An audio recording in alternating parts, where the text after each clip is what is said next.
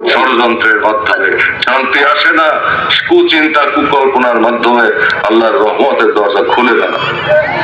তাই বেদিনরা যেই পথে, অবিশ্বাসীরা যেই পথে গিয়ে শয়তানের রাস্তা ধরে দুনিয়ার সম্পদ অর্জন করতে পারে, আমরা মুসলমানরা সেই পথে গিয়ে আমরা সম্পদ অর্জন করা আমাদের জন্য হারাম। সেটা আমাদের জন্য হবেও না, আল্লাহ তাআলা হতেও দিবেন না। সেটা হলে আমাদের জন্য বদনসিব হবে। তাই উপযুক্ত শাসকদেরকে ক্ষমতা আনতে হবে, পবিত্র শাসকদেরকে ক্ষমতা আনতে হবে। মনে রাখবেন ভাই বোনেরা আমার, একটা পরিবার থেকে কোটি পরিবার নিয়ে রাষ্ট্র পরিবার। একটা পরিবারের অভিভাবক, বাবা মা, বড় ভাই বড় বোন